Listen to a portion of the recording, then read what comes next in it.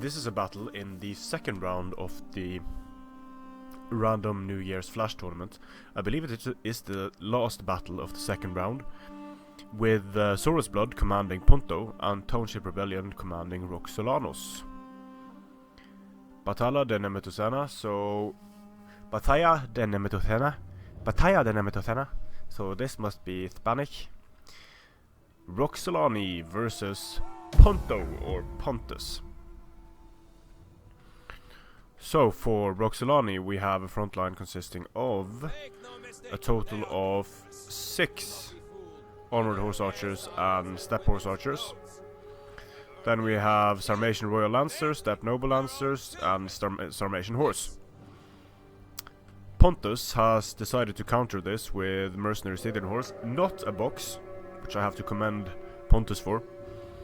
Mercenary Celtic Light Horse, a center consisting of Thereos, Hoplites, Eastern Slingers, more horse archers on the side. And yes, there was a max of 4 skirmish cavalry for any other faction than Nomads. Nomads had a max of 8 skirmish cavalry, of which 6 could be horse archers. That doesn't really help Roxolani too much, because I believe they do have the mercenary Amazonian horse archers, but they don't have like Scythian noblewomen or 150 range, 40 missile damage horse archers. The armored horse archers are decent enough, but just that extra range makes it more risky to trade with units like the mercenary Scythian horse. They are going to be able to stomp all over the mercenary Scythian horse archers though. So Cantabrian Circle, interesting choice.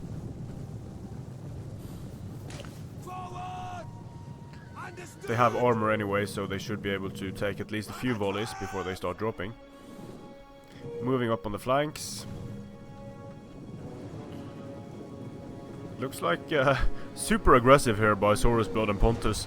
It looks like he's going to try to engage the Nomad mainline. But this is dangerous, because these Thereos, when they get a Lancer in the face, they're going to fold. So this unit is going to run up and use Draco. Use Draco on all of these units, probably. Dropping quickly. Oh, it's not going to use Draco. Yeah, there we are, Draco. Then the Thereo Spears are going to get wrecked by Lancers.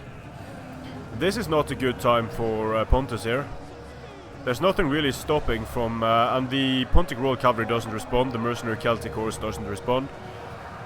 So, just one after another Lance unit smashing into the front line of Pontus. Into the skirmishers. And this is not good for... the Thereo Spears are dropping here.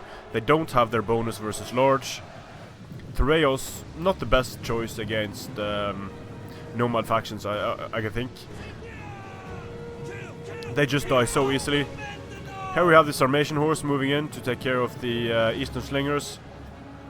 Most of the Eastern Slingers are falling. Managed to catch some Steppe Horse Archers over here, but the Steppe Horse Archers here are free and can join the main engagement. Some Horse Archers going down over here, Mercenary Scythian Horse going down.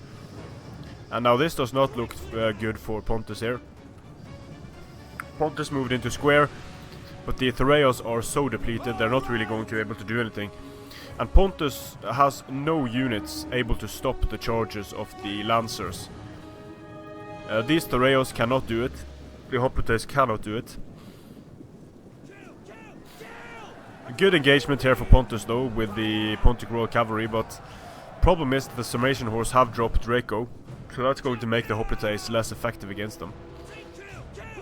Now that is really the only thing that Roxolani has going for them, is Draco.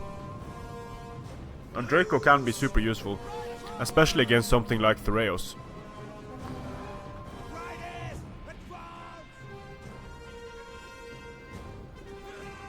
So the rest of this battle is probably just going to be...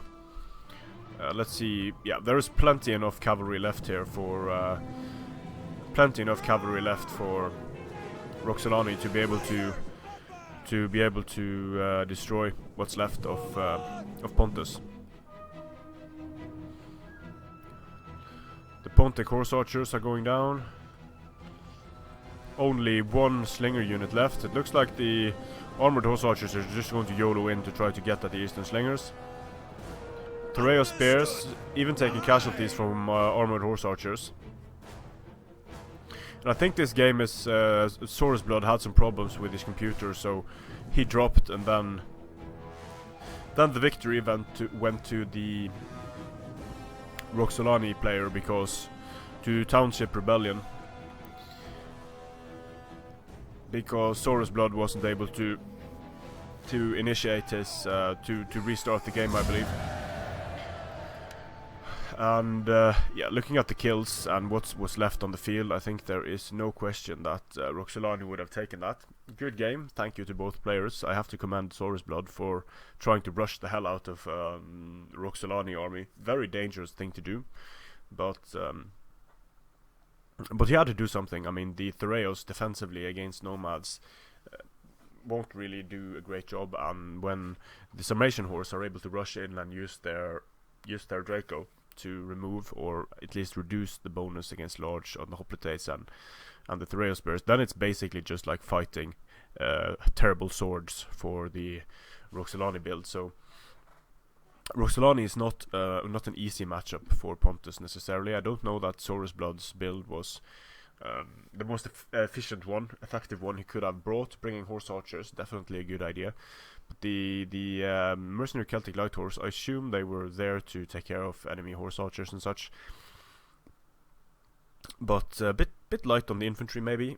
Problem with Pontus is that they don't really have the sturdy spear units with precursor javelins and cavalry counter tactics that the barbarians can bring. So Pontus can bring good noble blood cavalry, but then again the noble blood cavalry can just get Dracoed, and then they are going to do horrible against the Summation Horse.